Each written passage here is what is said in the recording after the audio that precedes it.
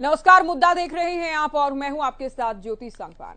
बात होगी नूह हिंसा को लेकर, क्योंकि हरियाणा के नूह में 31 जुलाई को हुई हिंसा के बाद अब हालात सामान्य होने का दावा किया जा रहा है। लेकिन हिंसा के बाद सियासत शिखर पर थे। नूह का मुद्दा संसद में गूंजा नूह का जिक्र किया गया तो कांग्रेस मानसून सत्र में इस मुद्दे को उठाने की तैयारी में है। इसी बीच बीजेपी नेता और केंद्रीय राज्य मंत्री राव इंद्रजीत ने नूह को लेकर बड़ी बात कह दी है। राव ने कहा कि नूह कश्मीर भी बन सकता है, हिंदुओं का पलायन न हो जाए, इस बात की भी आशंका जाहिर की गई। नूह के हालात को लेकर, नूह पर हो रही सियासत को लेकर, बयानबाजी को लेकर चर्चा होगी। पहले एक रिपोर्ट आपको दिखाते हैं।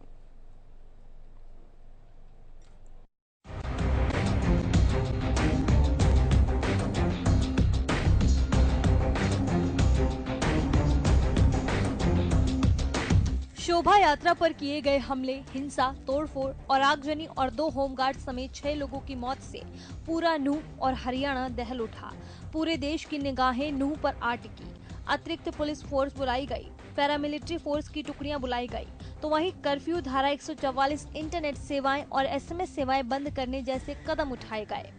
अब 10 दिन से अधिक गुजर जाने पर जहां नूह में हालात लगभग सामान्य हो गए हैं, तो नूह को लेकर सियासी रफ्तार अब भी कम होने का नाम नहीं ले रही। नूह को लेकर हो रही बयानबाजी के बीच केंद्रीय राज्य मंत्री राव इंद्रजीत सिंह ने बड़ी बात कह डाली है। जी हां, राव ने नूह में कश्मीर जैसे हालात हो जाने और हिंदुओं के पलायन से जुड़ी आशंका जाहिर की है। एक तो जो मेवात के अंदर हिंदू बसते हैं उनके विषय के अंदर है कि कहीं ऐसा ना हो जाए जैसे कश्मीर के अंदर हिंदुओं को, कश्मीरी पंडितों को पलायन करना पड़ गया। क्या इस किस्म का वातावरण अगर हरियाणा के अंदर, मेवात के अंदर बरकरार रहा तो यहां से भी क्या हिंदू पलायन कर सकता है? इस विषय के अंदर मेरे को चिंता है। और दूसरी चिंता मेरे को यह है कि हरियाणा के अंदर सबसे प्रसिद्ध जिला गुड़गांव, जिसका हिस्सा पटौदी बनता है, इसीलिए मैंने पटौदी का चयन किया कि सबसे प्रसिद्ध, सबसे मालदार, सबसे ज्यादा रेवेन्यू देने वाला अगर कोई जिला है तो गुड़गांव है। G20 हमारे सर के ऊपर है। अगले ही महीने 20 मुल्कों के या तो राष्ट्रपति या प्रधानमंत्री दिल्ली तशरीफ लाएंगे, G20 की समिट के अंदर हिस्सा लेंगे। और जो ब्लू चिप कंपनियां हैं, उन ब्लू चिप कंपनियों के जो सरमाएदार हैं, वो क्या सोचेंगे कि गुड़गांव के सरहद के अंदर, गुड़गांव के अंदर भी दंगा फसाद हो सकता है। तो ये हमारे हरियाणा के लिए अच्छा संकेत नहीं है। हालांकि इससे पहले राव बजरंग दल और प्रशासन पर भी सवाल खड़े कर चुके हैं। वहीं नूह को लेकर विरोधी दल सरकार पर साजिश के आरोप लगा रहे हैं। इसी कड़ी में कांग्रेस नेता कैप्टन अजय यादव ने नूह हिंसा को लेकर सवाल उठाए। राव इंद्रजीत ने जो बात कही वो सही कही है जी, उसमें कोई गलत तो नहीं कहा। उन्होंने ये कहा है कि हथियार के साथ, देखिए बात सुनो, ये विश्व हिंदू परिषद वालों के पास हथियार थे जी, इनके पास भाले भी थे, इनके पास बंदूकें भी थी। उन महिलाओं को छोड़ के क्यों भागे जी? जो महिलाएं, बच्चे उनके साथ थे, बेचारे मंदिर में जाके शरण ली। क्या इन लोगों ने उनकी कोई रक्षा करी? ये केवल दंगा करने का मकसद है इनका जी। इनका मकसद ये नहीं है।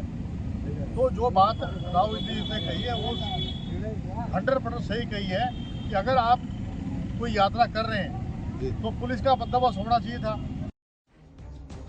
जाहिर है, नूह हिंसा ने हरियाणा में सिस्टम को धत्ता बता दिया है। सरकार को हालांकि घटना से बड़े षड्यंत्र की बू आ रही है, तो विरोधी दल सरकार को घेर रहे हैं। लेकिन केंद्रीय राज्य मंत्री राव इंद्रजीत के नूह की तुलना कश्मीर से किए जाने ने वाकई नूह के हालात पर गंभीर सवाल खड़े कर दिए हैं। News desk, Haryana news.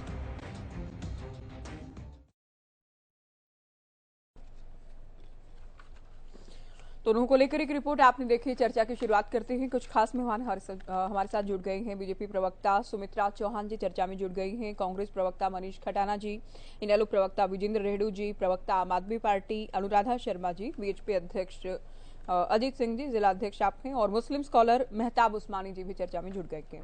स्वागत है सभी का। शुरुआत सुमित्रा जी आपसे। राव साहब को लग रहा है कि नूह कश्मीर बन सकता है, हिंदुओं के पलायन की नौबत आ सकती है, कैसे देख रही बीजेपी इस बयान को? बिल्कुल मैं कहूंगी कि हरियाणा सरकार का एक नारा है। मैं यहाँ से शुरू करूंगी क्यों आज इस डिबेट की जरूरत पड़ गई। हरियाणा एक और हरियाणवी एक। हरियाणा में एक सौहार्द का माहौल हमेशा रहा है और रहेगा, इस बात में कोई दो राय नहीं। उनका क्या नजरिया रहा होगा राव साहब का, लेकिन आज हरियाणा की जो परिस्थिति हुई है, बदमाश की कोई जाति धर्म कुछ नहीं होता, वो बदमाश होता है। हरियाणा के मुख्यमंत्री का ही नारा है हरियाणा एक और हरियाणवी।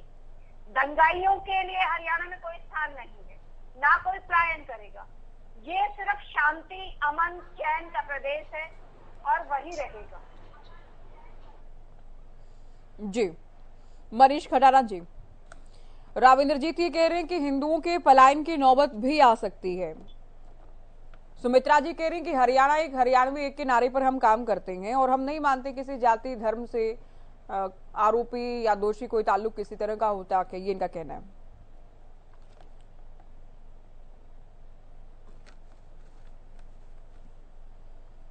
आपकी आवाज नहीं मिल रही है खटाना जी।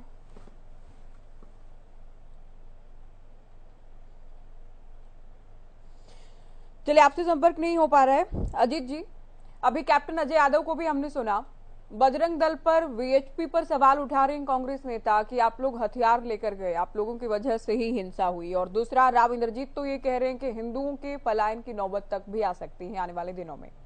कैसे देख रहे हैं दोनों बयानों को?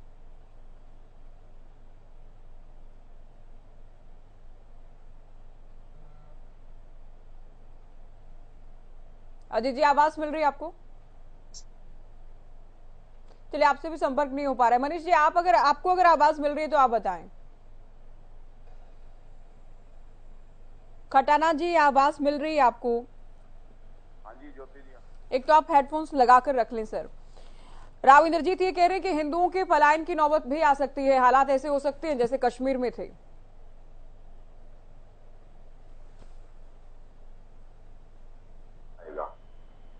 भारतीय जनता पार्टी के पास दो ही मुद्दे हैं, चाहे वो 2014 का चुनाव हो, चाहे 19 का चुनाव हो, चाहे 2024 का चुनाव हो। हिंदू मुसलमान, हिंदुस्तान और पाकिस्तान। इसके अलावा ये किसी मुद्दे पर, चाहे वो इंफ्रास्ट्रक्चर की बात करें, चाहे हेल्थ की बात करें, एजुकेशन की बात करें, चाहे एम्प्लॉयमेंट की बात करें, किसी भी मुद्दे पर भारतीय जनता पार्टी चुनाव नहीं लड़ती। ये वो पार्टी है जिसने 9 साल में 9 सरकार तोड़ने का काम करा है। ये वो पार्टी है जिसने अपना ही नोट 7 साल के अंदर बंद कर दिया। तो ऐसी कोई सरकार के पास उपलब्धि नहीं है जिसको सरकार गिना सके। सरकार हमेशा धर्मों के नाम पर, एक दूसरे को जातियों के नाम पर, कहीं रंग भेद के आधार पर एक दूसरे को लड़ाकर सत्ता की कुर्सी पर काबिज होना चाहती है। और देश की जनता और हरियाणा जो हमेशा भाईचारे का मिसाल रही है, वो दोबारा इस बात को इस बार साबित कर देंगे कि जो षड्यंत्र सरकार द्वारा रचा गया, जिस यात्रा में जिस तरीके से सरकार की सीआईडी रिपोर्ट होने के बावजूद भी सरकार ने संज्ञान नहीं लिया और हरियाणा को 5 बार जलाने का इस सरकार ने काम करा, चाहे वो कभी किसी मुद्दे पर, चाहे कभी किसी डिस्ट्रिक्ट में, कभी किसी डिस्ट्रिक्ट में। तो ये अपने आप में एक बहुत बड़ी बात है और मेरे को लगता है सरकार को थोड़ी सी शर्म आनी चाहिए। जब सीआईडी की रिपोर्ट थी 10 दिन पहले, इनके पास सारी इंफॉर्मेशन थी और उसके बाद भी इन्होंने वहां पर दंगे होने दिए। और दंगे होने के बाद जिस तरीके से बुलडोजर चलाया गया, उसमें कुछ लड़कों की मदद करी, एक हाफिज नाम के लड़के ने, और उसने वहां पर फोन करा एसपी को और बोला कि ये जो लड़का है जिसका मकान तोड़ रहे हो, इसने हमें वहां बचाया, हमें पनाह दी और हमें सुरक्षित निकाला। उसके बाद भी उसका मकान तोड़ दिया। मैं न्यायपालिका का धन्यवाद करता हूँ जिसने भाईचारे को कायम रखने के लिए जिस तरीके की ये बुलडोजर एक्ट चलाना चाहते थे, भाईचारे को खराब करना चाहते थे। ये सरकार की सीधी सीधी मंशा है ज्योति जी। सरकार कभी नहीं चाहती कि हरियाणा में भाईचारा हो, हरियाणा दोबारा विकास की पटरी पर लौटे। ये लोग सिर्फ दंगा करवाकर, आपस में लड़ाकर हिंदुस्तान पाकिस्तान और हिंदू और मुसलमान मंदिर और मस्जिद के नाम पर ही वोट मांगेंगे।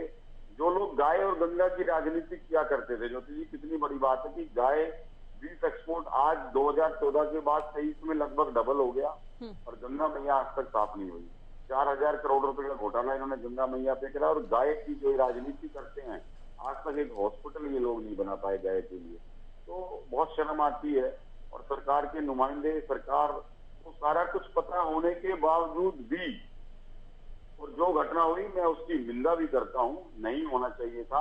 उसमें चाहे कोई भी पक्ष हो, कोई भी धर्म हो, जिस तरीके के हालात सरकार द्वारा पैदा किए गए। आप लोग भी तो एक तरफा बात कर रहे हैं ना, आप लोग भी तो वीएचपी को लेकर, बजरंग दल को लेकर सवाल उठा रहे हैं। और आपके तो विधायक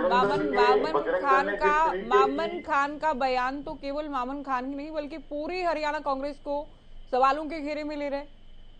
ज्योति जी आप एक बात बताइए, 6 महीने पहले दिया गया बयान विधानसभा में, उसको आप आज कैसे जोड़ सकते हो? ये तो सिर्फ और सिर्फ एक झूठ की बुनियाद है। मामन खान ने 6 महीने पहले मुख्यमंत्री को चेताया था कि इस तरीके के हालात हरियाणा में नहीं बढ़ने चाहिए। वो कोई आज की बात थोड़ी है, वो इस यात्रा की बात थोड़ी है।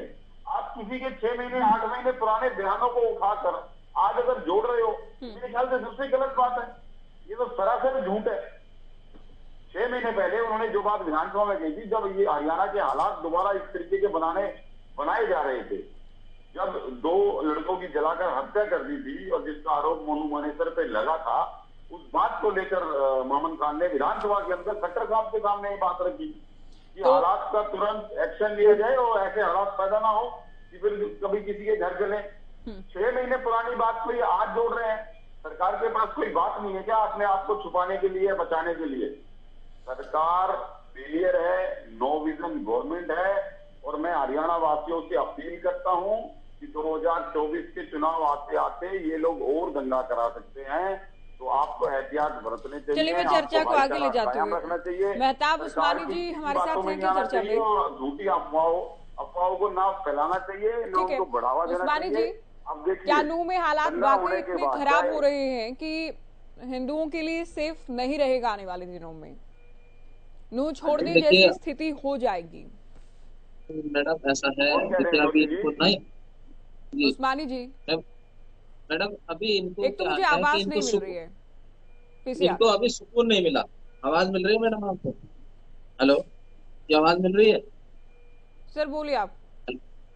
इनको अभी सुकून नहीं मिला कि यार दंगा भी कराया और इसका रिजल्ट भी नहीं निकला कुछ, इसलिए इन लोगों को ये लगा। ये आवाज मिल रही है मेरी?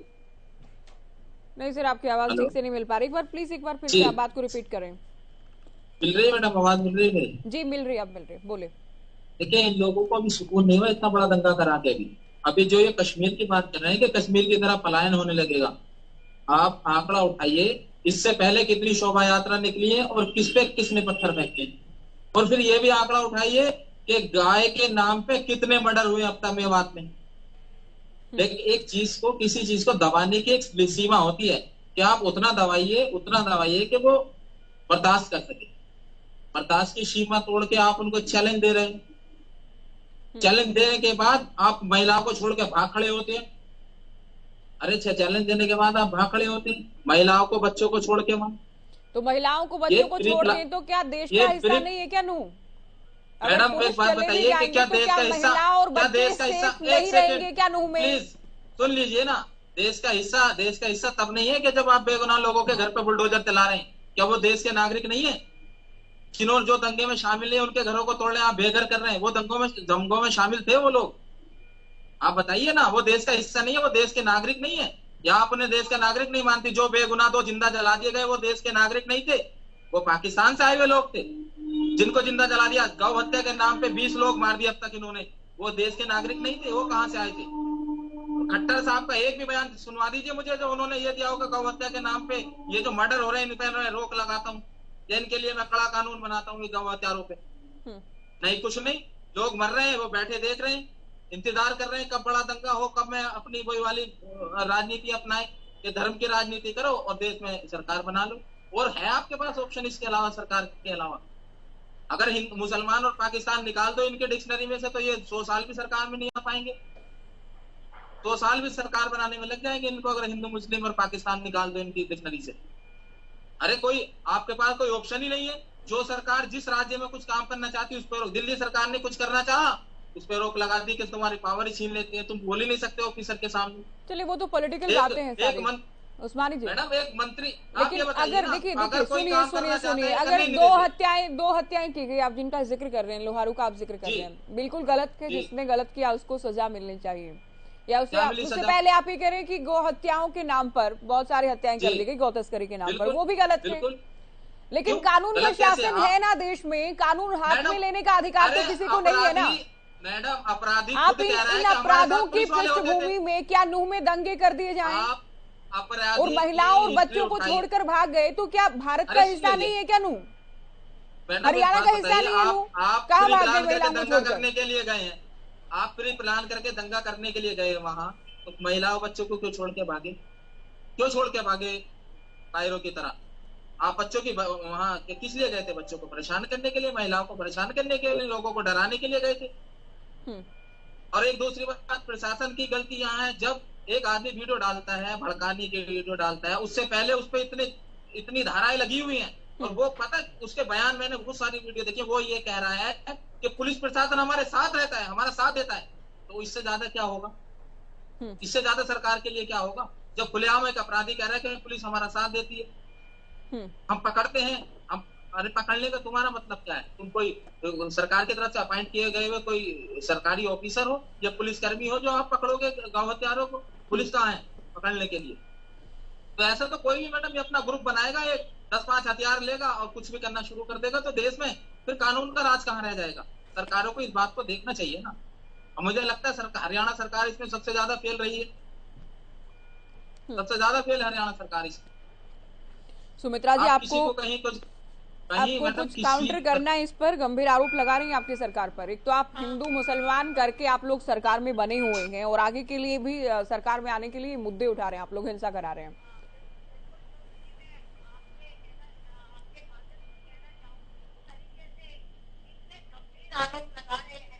बदमाश की कोई जाति नहीं होती। और मैं पूछना चाहती हूँ इस भाई से कि मामन खान ने आप 6 महीने बोला था, वो वृक्ष बनाया। विधायक इस तरह की भाषा बोलता है जो बीज डालता है, और ये हरियाणा हिंदू ईसाई मुस्लिम सबका है। हरियाणा में हमेशा भाईचारा रहा है। क्रिमिनल चाहे वो हिंदू है चाहे मुसलमान है, सभी एक साथ सजा एक तरह की दी जाती है। कानून का राज्य है। मुख्यमंत्री जी सिर्फ कानून के हिसाब से काम करते हैं, ये तो आरोप लगाने गलत है। और आगे हरियाणा एक और हरियाणा एक पे ही चलता रहेगा। जिस तरह की ये बातें कर रहे हैं ये बेबुनियाद है, बिल्कुल गलत है। और मैं मनीष खंडाना जी को भी कहना चाहूंगी कि हम सब दलों को मिलकर, आज जो हमारा अभिनव है, मिलकर हिंदू मुस्लिम सभी बहन भाइयों को एक साथ जो भाईचारा और प्यार था उसका सौहार्द बनाने के प्रयास करने चाहिए। अमन चैन के लिए हमने कभी नहीं लगना चाहिए। ये हमारे सबसे पहले हर हरियाणवी की प्राथमिकता आज। चलिए मैं चर्चा को आगे ले जाती हूँ। अजीत जी जैसे ही आ जाएं तो बताइएगा पीसीआर। रेडू साहब, एक तरफ तो देखिए राव इंद्रजीत की ओर से बजरंग दल पर भी सवाल उठाए गए थे कि वो हथियार लेकर क्यों गए थे, किस मंशा के साथ। दूसरा ये भी कहा गया था कि प्रशासन में फेल हुआ है। आज ये कह रहे हैं कि हालात बहुत बिगड़ सकते हैं, कश्मीर जैसे हालात हो सकते हैं, और दूसरा जो G20 की बैठक आने वाले दिनों में होनी है उसका भी असर होगा इन दंगों पर, इन दंगों का। हाँ ज्योति जी, देखिए मैं राव इंद्र सिंह जी जो है उन्हीं के बयान से शुरू करता हूं अपने वक्तव्य को। मेरे को एक बार ही है ज्योति जी कि इसको ठीक करवाना जी। हाँ, राव इंद्रजीत सिंह जिस दिन दंगे होते हैं उस दिन बयान देते हैं कि बजरंग दल के लोग लाठियां, हथियार, बंदूक, तलवार लेकर के गए, ये गलत है और ये इनको ऐसा नहीं करना चाहिए था। और आज वो ये कह रहे हैं, और उन्होंने बिल्कुल बयान ही बदल दिया कि यहाँ कश्मीर जैसे हालात पैदा हो जाएंगे। देखिए वो हमारे मंत्री हैं, केंद्रीय मंत्री हैं, इस तरह के बयानबाजी इतने बड़े ओहदे के लोग यदि करेंगे तो अमन शांति कहां से बनेगी ज्योति जी? ये यहाँ पर ही डबल करैक्टर राव इंद्रजीत सिंह ने दिखा दिया है। भैया मैं मंत्री जी से कहना चाहता हूँ, कश्मीर के हालात अलग है और नुहू, मेवात, गुड़गांव के और हरियाणा प्रदेश के हालात अलग है। कश्मीर में एक विशेष दर्जा प्राप्त वो हमारी टेरिटरी थी और हरियाणा एक स्टेट है जो कि बिल्कुल एक कॉन्स्टिट्यूशन के द्वारा जो है चलता है। वहां पर उनको विशेष दर्जा हुआ करता था, वहां अलग हालत है। उस जैसे हालात यहाँ कैसे हो सकते हैं? क्यों इस प्रकार से भड़का रहे हैं ये लोग? पहले उस दिन उन्होंने बजरंग दल के लोगों की गलती निकाल दी, आज ये मुस्लिम भाइयों की गलती निकाल रहे हैं। तो इस तरह की डबल बयानबाजी करना, मैं कहता हूं कम से कम इतने बड़े ओहदे के लोगों को तो नहीं करनी चाहिए। दूसरी बात जी, ज्योति जी देखिए, जिस प्रकार से आफ्टर क्राइसिस वहां पर कांग्रेस के लोग गए, मैंने बिल्कुल आपके चैनल के ऊपर बैठ करके कहा कि ड्रामा कर रहे हैं, इनको ऐसे नहीं जाना चाहिए। वहां पर प्रशासन अपना काम कर रहा है, प्रशासन को काम करने का मौका दिया जाना चाहिए। और जब वहां से धारा 144 हट जाएगी उसके बाद हम भी जाएंगे और आप भी जाना। लेकिन ये देखिए, वहां की पुलिस ने उनको नहीं जाने दिया। अगले दिन आप पार्टी और जो है अपनी ये भारतीय जनता पार्टी के प्रतिनिधि जाते हैं, भारतीय जनता पार्टी को एंट्री दे देते हैं, बाकी को एंट्री नहीं देते हैं। मैं तो हमारे नेता अभय सिंह चौटाला जी का इसके लिए बहुत बहुत धन्यवाद करना चाहूंगा कि उन्होंने वास्तविक मन से और अपनी आत्मा से यहाँ पर सद्भावना बनाए रखने के लिए कदम उठाया। उन्होंने पहले दिन से ही कहा था कि लोगों को निवेदन किया था कि शांति बनाए रखें और जो लोग अपराधी हैं अपराधियों को सजा दी जानी चाहिए, चाहे वो नहीं। जो लोग अपराधी कहा था वो तो मोनू मानेसर को सीधा मोनू मानेसर पर आरोप लगा रहे थे सीधा कि वो वीडियो ऐसी जारी की गई, भड़काने का काम किया गया, वसूली करता है मोनू मानेसर। अभय चौटाला ने तो शुरुआत में ही जांच भी पूरी कर दी थी, अपनी रिपोर्ट भी दे दी थी कि दंगे क्यों हुए, किसकी वजह से हुए। हाँ, वो तो देखिए, वो मैं वहीं आ रहा हूँ ज्योति जी, जो भी दोषी है हर दोषी को सजा दी जानी चाहिए। आप एक पक्ष के दोषी को तो सजा देने के लिए तैयार हैं, तत्पर हैं, और दूसरे पक्ष के दोषी को आप जो है ना खुलेआम घूमने की इजाजत देते हैं, तो ऐसे कैसे कानून व्यवस्था बनेगी ज्योति जी? आप मुझे ये बताइए। आप मुझे तो दोष दे दिया, लेकिन मैंने किस वजह से वो काम किया?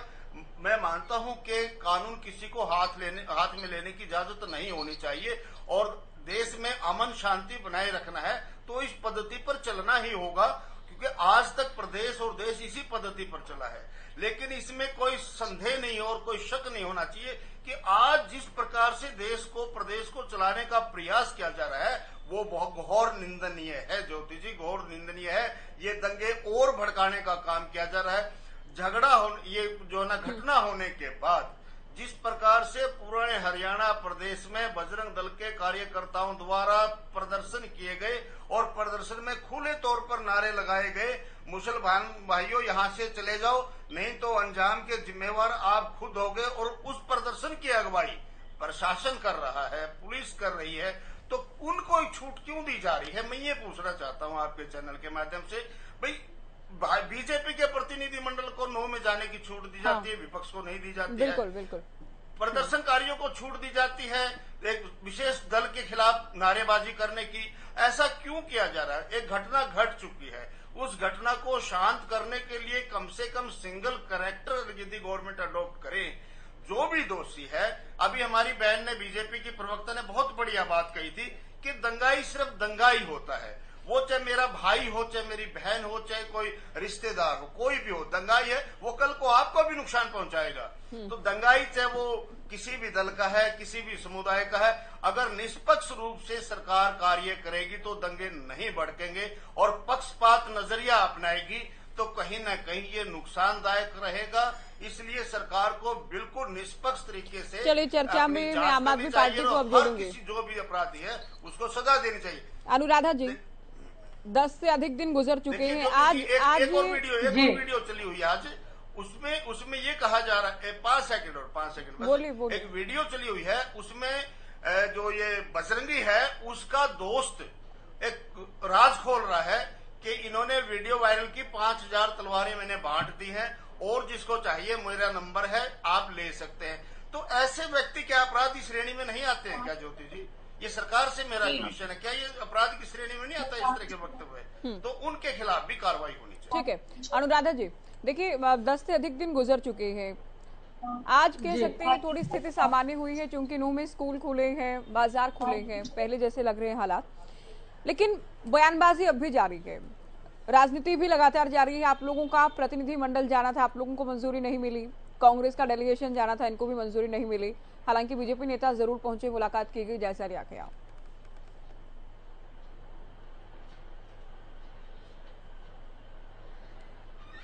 ज्योति मेरी आवाज आ रही है आपको?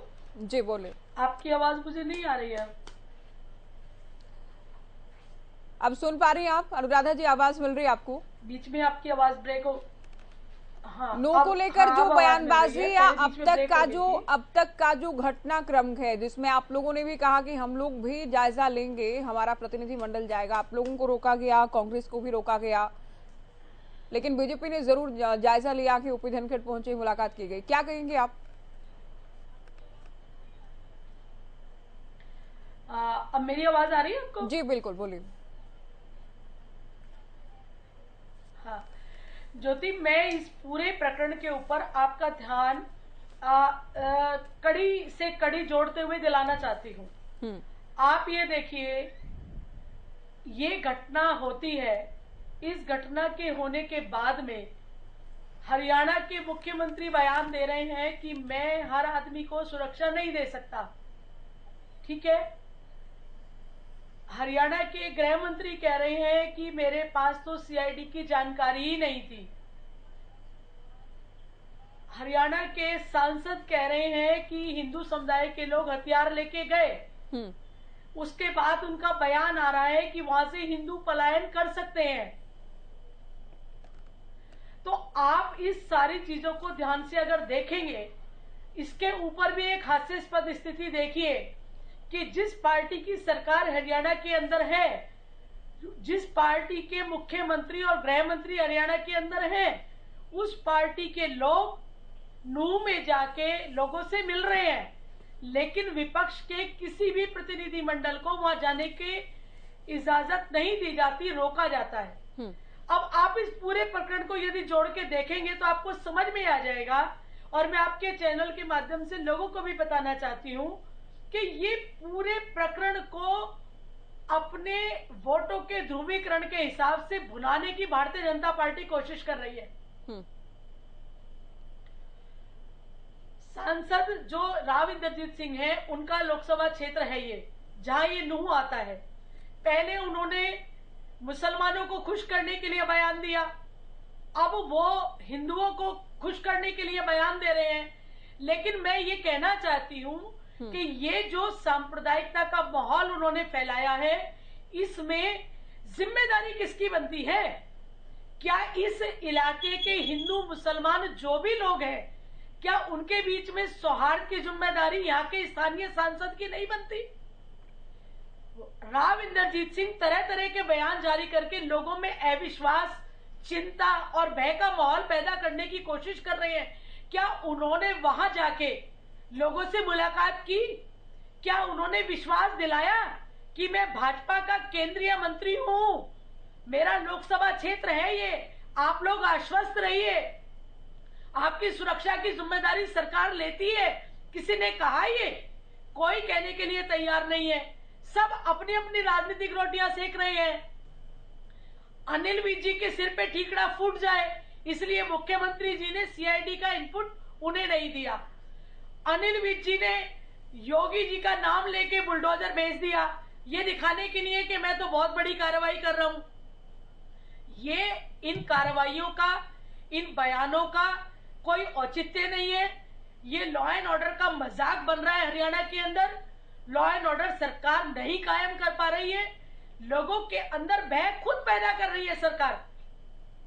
जी, कितनी भी स्थिति खराब हो, लेकिन किसी प्रदेश का मुखिया को यह कहने का हक नहीं है कि मैं सुरक्षा नहीं दे सकता। चलिए, वो पुलिस और लोगों के अनुपात को जनता किसके पास जाएगी? सीएम साहब ये स्पष्ट कर चुके हैं कि उनके कहने के मायने ये नहीं थे। वो पुलिस और लोगों के अनुपात को लेकर बात कर रहे थे कि इतनी पुलिस है हमारे पास। अजीत जी जुड़ गए हैं क्या? ज्योति जी, मैं आपसे पूछती हूँ 2.5 नहीं, मैं अपनी बात पूरी कर दूं। मैं 500 550 सांसद पूरे देश को चला रहे हैं, 90 विधायक पूरे हरियाणा को चला रहे हैं। तो ये क्या बात होती है कि 50,000 पुलिस वाले सुरक्षा नहीं दे सकते?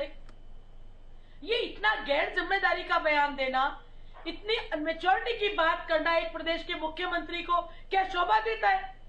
तो ये भय और अविश्वास तो भारतीय जनता पार्टी खुद पैदा कर रही है। सुमित्रा जी से खुद हम इस उत्तर हिंसा लेंगे। के लिए वो जिम्मेदार हैं। सुमित्रा जी, खुद इस तरह के बयानबाजी करके लोगों को अंदर वो भय पैदा कर रहे हैं। 2-3 बातें अभी तक। एक तो और इसका सबका ठीक है मैडम, आपकी बात पूरी हो गई है, विस्तार से आप कह चुके, अब आप सुन लीजिए। आपने बहुत सारे एलिगेशन लगा दिए, अभी उत्तर लीजिएगा आप। सुमित्रा जी, एक तो आपके जो नेता बयान दे रहे हैं वो खुद ही भड़काने वाले हैं, विरोधी दलों के प्रवक्ता, आपके विपक्षी प्रवक्ता ये कह रहे हैं। दूसरा, जो कार्रवाई आप लोग कर रहे हैं, मुस्लिम स्कॉलर भी हमारे साथ हैं, उनका भी कहना है कि एक तरफा कार्रवाई की गई है बुलडोजर के नाम पर। हालांकि अभी तो हाईकोर्ट रोक लगा चुका है, लेकिन जो कार्रवाई की गई वो धर्म देखकर ही की गई थी। ज्योति, मैं बिल्कुल स्पष्ट कहना चाहती हूँ, हरियाणा के मुख्यमंत्री का बहुत ही ब्रॉड वे में ये बयान था और खुले ऐसा नहीं है कि वो सुरक्षा नहीं दे सकते। ये बिल्कुल गलत बात है, वो एक सामान्य बात है और वो स्पष्ट कर चुके हैं कि हर व्यक्ति के साथ पुलिस नहीं, लेकिन हरियाणा के मुख्यमंत्री जो सुरक्षा देते हैं, जो अमन चैन कायम करना चाहते हैं, स्पष्टता से करना चाहते हैं। और मैं बार बार कहती हूँ, सभी दलों से कहती हूँ, हरियाणा के मुख्यमंत्री की प्राथमिकता हरियाणा एक, हरियाणवी एक है, अमन चैन शांति है। आज हम कोई भी बात ऐसी ना करें, शांति लौट आई है, हिंदू भी वहीं रहेगा, मुसलमान भी वहीं रहेगा, नू में सिख भी रहेगा। तो ये राव इंद्रजीत को भी बता दीजिए ना। फिर राव साहब तो आपकी पार्टी के सांसद हैं, स्थानीय सांसद हैं, वो चीजों को वो करीब से देख रहे होंगे, उनको नहीं समझ आ रहा ये। सांसद जी भी हरियाणवी एक के नारे पे ही काम कर रहे हैं, सभी कर रहे हैं। और सभी तो क्या ये लोगों को भ्रमित करने के लिए बयान दिया गया? फिर वो काम तो कर रहे हैं हरियाणा एक, हरियाणवी एक पर, लेकिन वो कह रहे हैं कि नू तो कश्मीर बन जाएगा। ना तो कश्मीर बनेगा, नू था, हरियाणा का भी अंग था, वही रहेगा। और आज पूरी तरह से शांति कायम हो चुकी है। जितना जल्दी हम बुरी बातों को भूलेंगे, अगर हम जितने गड्ढे खोदेंगे उतनी बार बार याद नहीं मैडम, भूलने से कहाँ काम चलेगा सुमित्रा जी? दंगे, तोड़फोड़, हिंसा, आगजनी, 6 लोगों की मौत हो गई है। अब बीजेपी प्रवक्ता ये कह रहे हैं कि भूलेंगे। आप लोग तो कह रहे थे षड्यंत्र हुआ, के साजिश हुई, तो क्या भूल जाएंगे क्या षड्यंत्र को? 6 लोगों की मौत को ये भूलने वाली बातें हैं क्या? दंगाइयों के लिए हरियाणा में कोई स्थान नहीं है, वो किसी भी धर्म का है, सिर्फ दंगाइयों को सजा दी जाएगी। दंगाइयों के लिए ये जो बाकी लोग हैं, बाकी हमारे से किसी भी धर्म के हैं, किसी भी जाति के हैं, उसमें सौहार्द बनाना ही पड़ेगा। और ये हमारी हरियाणा के मुख्यमंत्री की, भारतीय जनता पार्टी की प्राथमिकता है, सभी नेताओं की प्राथमिकता है और सभी दलों की प्राथमिकता हर हरियाणवी की होनी चाहिए। कुछ मुद्दे राजनीति से बढ़कर होते हैं, दलगत राजनीति से ऊपर होते हैं, नू भी उनमें से एक है। जो घटना होगी आज, सबको मिलकर दलगत राजनीति से उठकर सौहार्द स्थापित करना चाहिए। मैं सभी से ये भी अनुरोध आपके माध्यम से करना चाहती हूँ। मनीष खटाना जी, आप लोगों के नेता, आपके नेताओं के जो बयान आए हैं, आप लोगों के बयान आए हैं, वो शुरुआत से कभी बजरंग दल, कभी विश्व हिंदू परिषद, कभी मोनू मानेसर को टारगेट करते हुए दिए गए। आज भी अजय यादव कह रहे हैं कि हथियार लेकर क्यों गए थे, फिर भाग क्यों खड़े हुए वहां से महिलाओं को छोड़कर? तो केवल बजरंग दल या वीएचपी या मोनू मानेसर की ही गलती आप लोगों को नजर आ रही है? ज्योति जी, गलती किसी की भी हो, कोई भी हो, उसको ढूंढने का काम सरकार का है, जिसको हरियाणा के लोगों ने आज सत्ता पक्ष में बिठाया है। हमारे राज्यसभा सांसद दीपेंद्र सिंह हुड्डा जी पूरे डेलीगेट के साथ वहां पर मिलने के लिए जब जा रहे थे, तो उनको रोक दिया जाता है और बीजेपी को, डेलीगेट को अंदर जाने दिया जाता है। इसको बोलते हैं पक्षपात, इसको बोलते हैं नीति और नियत। कि सरकार की नीति क्या है और सरकार की नियत क्या है, ये सरकार की नियत को दर्शाती है। ठीक इसी तरह जब सीआईडी की रिपोर्ट 10 दिन पहले क्लियर हो गई थी कि जिस तरीके की सोशल मीडिया पर दोनों पक्षों में बहुत गर्मा गर्मी और तनातनी बन गई है, तो उस यात्रा को सुरक्षा देने का जिम्मेवार आदरणीय हमारे खट्टर साहब को होने चाहिए। लेकिन खट्टर साहब उस यात्रा की जिम्मेवारी ना लेकर, वहां पर दंगे की जिम्मेवारी ना लेकर ये कहते हैं कि 2.5 करोड़ की आबादी को 60,000 पुलिस वाले नहीं देख सकते? ये कैसा बयान है जो एक प्रदेश का मुख्यमंत्री कह रहा है अपने हरियाणा के वासियों से कि मैं आपको सुरक्षा नहीं दे सकता? तो ऐसे बहुत सारे गैर जिम्मेवार जो बयान लगातार मुख्यमंत्री द्वारा भी आते हैं और इनके अनेक मंत्रियों द्वारा आते हैं। आज जो भी सिचुएशन आज हरियाणा की जो बनी हुई है, ये पहली बार नहीं है।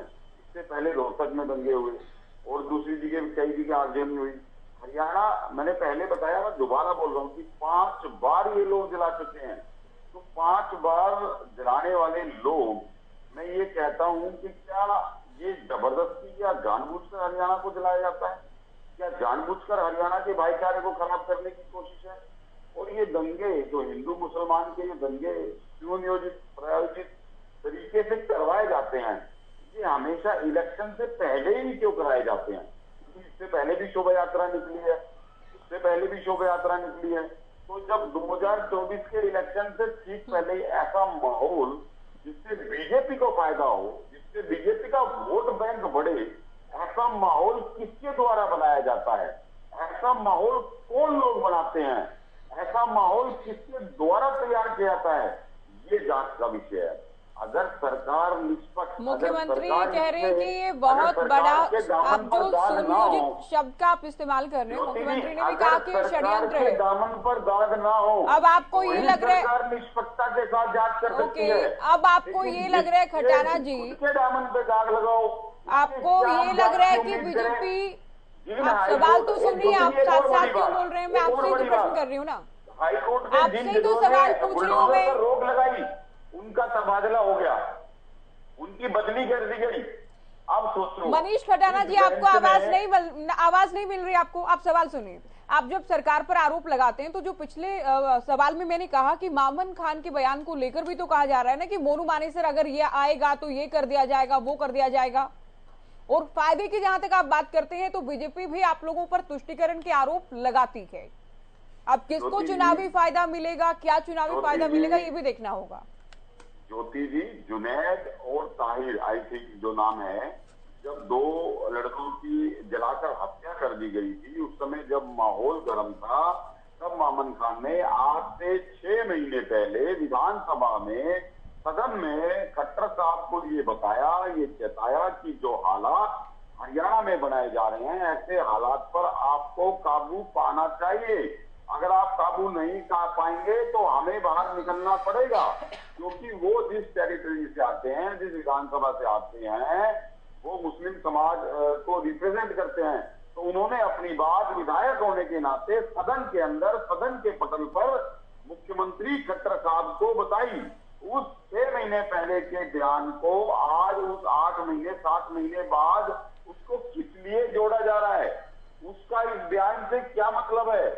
सीआईडी की रिपोर्ट को दरकिनार कर शोभा यात्रा में जबरदस्ती दंगे करवाकर किसकी राजनीति चमक रही है? किसका वोट बैंक बढ़ रहा है? किसके लिए फायदे की बात की जा रही है? जो बजरंगी की बात की जा रही थी, वो लगातार फेसबुक पर अटैक कर रहा था। ठीक है सर, आपकी बात पूरी हो गई। ओके, उस्मानी जी कुछ कहना चाह रहे हैं, आप बोलिए। हरियाणा, आप कानून व्यवस्था की बात करते हैं, एक तरफ तो खुलेआम पुलिस प्रशासन के साथ ये नारे लगाए जाते हैं सड़कों पे कि मुसलमानों या तो यहाँ से जगह छोड़ दो वरना आपका कुछ भी हो सकता है। पुलिस प्रशासन साथ है उसके। आप ये देखिए, एक तरफ एमपी कहते हैं कि कश्मीर बनने वाला है। जहां तक कश्मीर का सवाल है कि कश्मीर बनने वाला, मुझे नहीं लगता किसी हिंदू परिवार ने वहां से पलायन किया हो। आप खुलेआम सड़कों पे धमकी देते हैं, खुलेआम, और वो भी पुलिस प्रशासन के साथ, तो यह अपराध है या नहीं है? ये मैं बीजेपी की प्रवक्ता से पूछूंगा, ये अपराध की श्रेणी में आता है या नहीं आता है? और दूसरी बात ये, आप पुलिस संदिग्धों को पकड़ती है और संदिग्ध 2 लोग हैं, बिट्टू बजरंगी है, पुलिस ने उसको पकड़ के क्यों नहीं पूछा अब तक? सारा राज खोल देता वो दंगों की प्लानिंग कैसे हुई कैसे नहीं, उसको तो पुलिस पकड़ नहीं रही है। और पूरे नूह में घर घर जाके, मैंने आज ही वीडियो देखी है, घर घर जाके बेगुनाहों को पकड़ पकड़ के ला रही है। तो ये कानून व्यवस्था कैसी है? ये समस्या हमारी बाहर है। या हरियाणा में कोई अलग कानून है देश के और कानूनों से, या ये हरियाणा की पुलिस अपराधियों के साथ चलती है, ये कानून है हरियाणा में? अगर है तो इसका जवाब देना। वो अगर कानून व्यवस्था है तो जो बयान सुन लीजिए, उस्मानी जी, आप ये कैसे तय कर रहे हैं बेगुनाह कौन है कौन नहीं है? आप ये कैसे डिसाइड कर रहे हैं? अभी मैं पूरी बात कर दूंगा और फिर आप जवाब ले लेना। आप ये पूछिए, क्या अगर मुस्लिम समाज के व्यक्ति सड़कों पे खड़े होकर नूह में ये नारा लगाएं कि यहाँ से पलायन कर लो हिंदुओं वरना अंजाम बुरा होगा, पुलिस उनके साथ देगी, साथ रहेगी पुलिस? ये सवाल इनसे पूछो ना। अगर वो नहीं कर सकते तो फिर हिंदू समाज को किसने हक दिया बीएसपी को और बजरंग दल को कि आप सड़कों पे खुलेआम नारे लगाएंगे कि यहाँ से मुसलमानों जगह छोड़ो? क्या जब इसके लिए खट्टर साहब ने एक शब्द नहीं बोला कि ऐसे लोगों को मैं जेल में डालूंगा? और उन पुलिस वालों को भी सस्पेंड करना चाहिए जो उनके साथ है ऐसे अपराध में शामिल। ऐसा कैसा कानून है कि पुलिस साथ चल रही है और वो भड़काऊ बयान दिए जा रहे हैं हेट स्पीच के लिए? तो सुप्रीम कोर्ट ठीक है, आपकी बात आ गई है। पीसीआर अगर अजीत जी हमारे साथ चर्चा में नहीं है तो आप वीएचपी से या बजरंग दल से किसी को जोड़ें चर्चा में, फोन लाइन पर जोड़ेंगे। ठीक है, आपका आरोप आ गया। आखिर सुमित्रा जी, आप इस बात का कोई उत्तर देंगे? आप लोगों पर आरोप लग रहे हैं, मोनू मानेसर को या बिट्टू बजरंगी जो भी हैं उनको बचाने के आरोप लग रहे हैं। एक तरफा कार्रवाई कर रहे हैं आप, दूसरा आपका प्रतिनिधिमंडल तो जाता है नूह में, लेकिन कांग्रेस का जाता है, आम आदमी पार्टी का जाता है कि उनको मंजूरी नहीं मिलती। ज्योति, मैं बिल्कुल स्पष्ट ओस्मानी जी को करना चाहती हूँ। क्या हिंदुस्तान में रहकर जब सभी धर्मों का सम्मान होता है, क्या हिंदू अपनी शोभा यात्रा नहीं निकाल सकते? और जब शोभा यात्रा निकालने के लिए गए थे वहाँ पे पेट्रोल बम तैयार किए जाते हैं, पत्थर मारे जाते हैं, एक पानीपत का बेटा जिस तरीके से मारा जाता है, ये सारा बुरी बात है। और मैं पहले भी कह चुकी हूँ, अपराधी का कोई जाति और धर्म नहीं होता, वो अपराधी है, चाहे वो हिंदू तो मैडम ये सड़कों पे खुलेआम नारे क्यों लगाए जा रहे हैं? इसका जवाब भी दे दो। ओस्मानी जी सड़कों पे खुलेआम नारे क्यों लगाए जा रहे हैं? कानून को अपने हाथ में लेने का अधिकार किसी को भी नहीं दिया जाता। कानून की रक्षा करना सरकारों का काम है और सरकार काम कर रही है। इसी तरीके का माहौल हरियाणा में कानून को गोद में लेके चल रहे हैं अपराधी, देते रहे, कानून को गोद में लेके चल रहे हैं हरियाणा में अपराधी। कायम करने में कहाँ हमारी भूमिका है? हम आज सौहार्द बनाने के लिए काम करें। ये आरोप बिल्कुल झूठे हैं भारतीय जनता पार्टी पर। जब लॉ एंड ऑर्डर ने कार्रवाई की है तो कला रामचंद्रन जी का बयान देखेंगे, धारा 144 भी लगी थी, अगर बजरंग दल के लोगों ने तोड़ी तो उनको ऊपर भी कार्रवाई की गई है, चाहे वो हिंदू हो चाहे मुसलमान हो। पुलिस ने बिल्कुल कार्रवाई जिस पर बनती थी, लॉ एंड ऑर्डर ने अपना पूरी तरह से स्पष्ट तौर पे काम किया है और आगे भी लॉ एंड ऑर्डर पूरी तरह से काम करेगा। नहीं, 31 जुलाई को तो फेल हो गया ना सिस्टम आप लोगों का। जिस तरीके की 31 जुलाई को तो इनपुट से लेकर कार्रवाई तक सिस्टम फेल था मैडम। अब आप तारीफ करती रही बैठकर। जिस तरीके से ये षड्यंत्र का पूरी तरह से उन तक पहुंचा जाएगा, जिन लोगों ने ये षड्यंत्र रचा है उन तक पहुंचा जाएगा। इस तरीके से जो तैयारी की गई थी, पेट्रोल हमारे बम रखे गए, पत्थर रखे गए, बच्चों को मारा गया, तो वो सारे के जो भी अपराधी है उन तक पहुंचा जाएगा और कार्रवाई की जाएगी। लॉ एंड ऑर्डर पूरी तरह से दुरुस्त है। कांग्रेस, इनेलो, आम आदमी पार्टी तो ये कह रही है कि सरकार ने ही षड्यंत्र रचा के। ये बिल्कुल बेबुनियाद, जब कोई एजेंडा नहीं है तो ये बेबुनियाद आरोप लगा रही है। मुस्लिम स्कॉलर ये कह रहे हैं कि हिंदू मुसलमान के बिना आप लोगों का काम ही नहीं चलता। बिल्कुल गलत आरोप है। अगर उनके पास आज देश के प्रधानमंत्री ने और हरियाणा के मुख्यमंत्री ने इतने काम कर दिए हैं और कोई बात नहीं मिल रही, तो आप गलत आरोपों पर ये लोग जाना चाहते हैं। ज्योति मैं सवाल करना चाहती हूँ। जी बोले अनुराधा जी, बोले।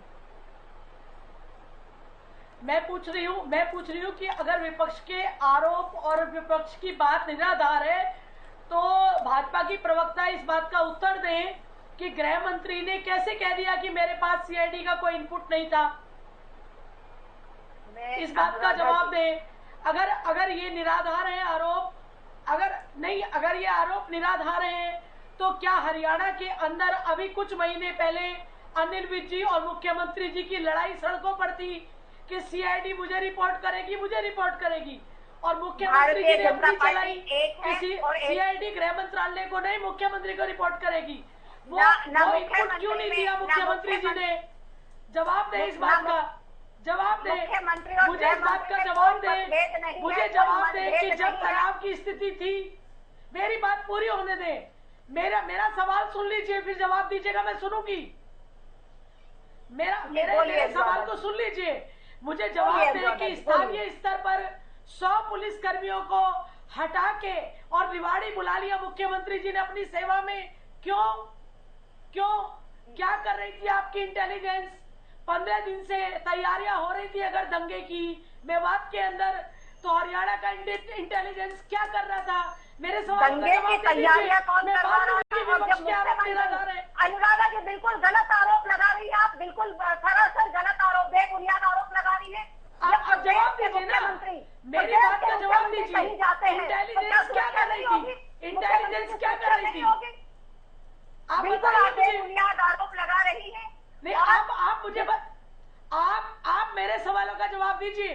मैं आपके सवालों का ही जवाब दे रही हूँ, लेकिन जिस तरीके से आप बेबुनियाद बातें कर रही हैं, ये बातें सदैव गलत है कि मुख्यमंत्री जी जब जहाँ रहेंगे।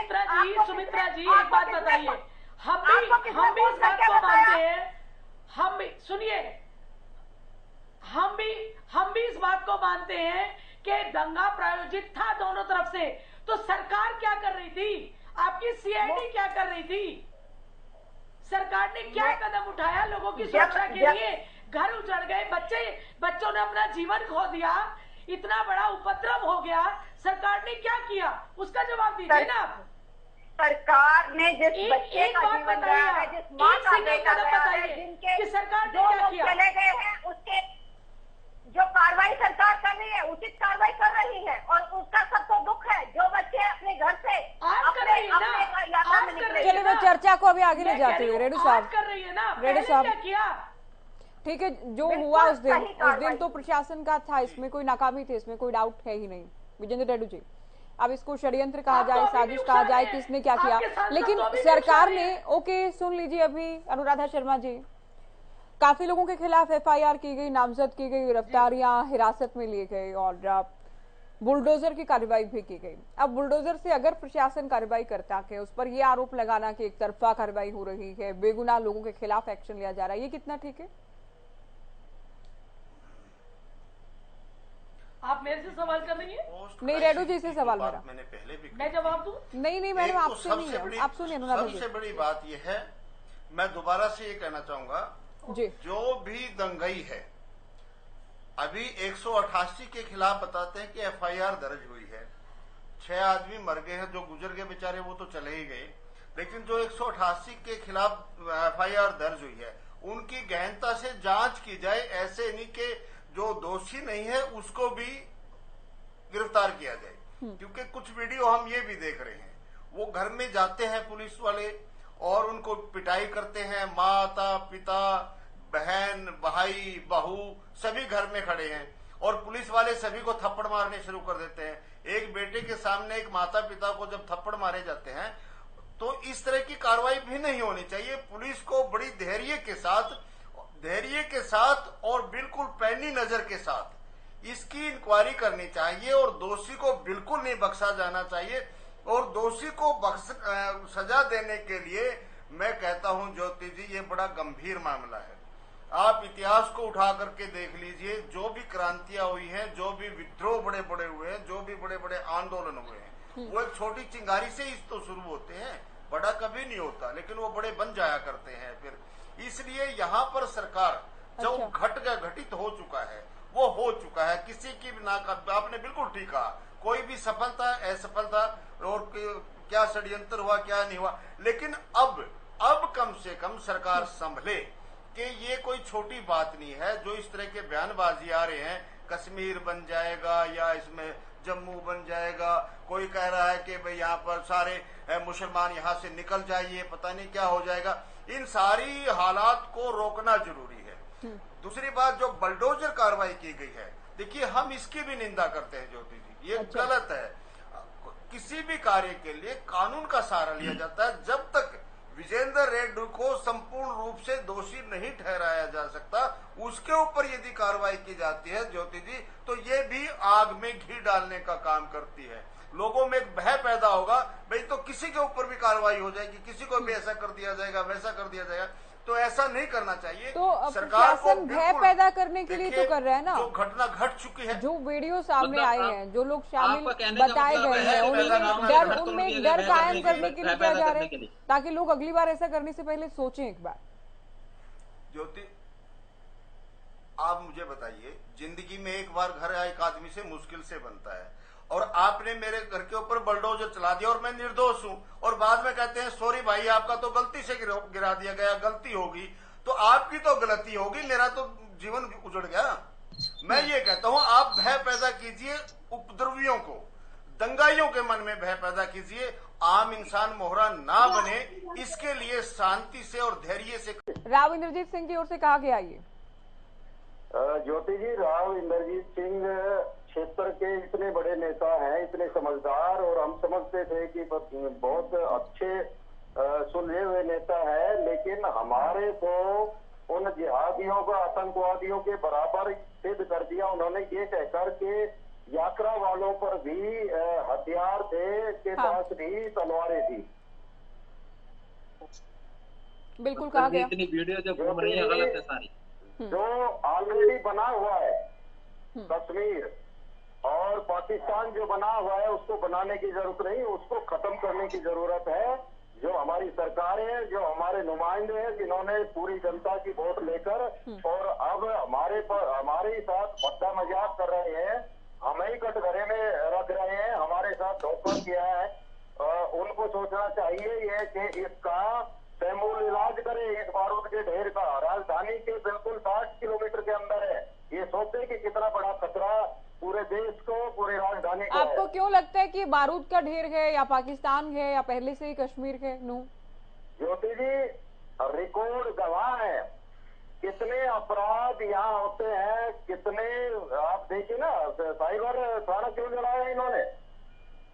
पाकिस्तान से यहाँ के लिंक है, बांग्लादेश से यहाँ के लिंक है, और दुनिया भर के आपराधिक सारे आतंकवादी गतिविधि, आतंकवादी पकड़े गए हैं यहाँ पर। जो मस्जिदों में जो लिंक है वो बाहर से फंडिंग होती है, इसके अलावा और क्या सबूत चाहिए? देखिए, इंटेलिजेंस को पता नहीं है, सीबीआई को पता नहीं है, सीआईडी को पता नहीं है, विश्व हिंदू परिषद को पता है यहाँ कितने अपराध होते हैं। मैं आपके माध्यम से सजा दो। जिस नेता ने विधानसभा में जो ऐसे बयान दिए हैं, इस सारे का आधार और इस सारे को हवा देने वाला वो कांग्रेसी नेता है। दूसरा, राजस्थान की कांग्रेस सरकार का हाथ है इसमें। राजस्थान से दंगाई आए हैं, बाहर से दंगाई आए हैं, पूरा षड्यंत्र के साथ धोखा हुआ है हिंदुओं के साथ। वीएचपी और बजरंग दल के नेताओं पर भी तो आरोप लगा रहे हैं कुछ लोग कि आप लोगों ने उकसाने वाले वीडियो, हथियार लेकर आप लोग पहुंचे, नारेबाजी की गई।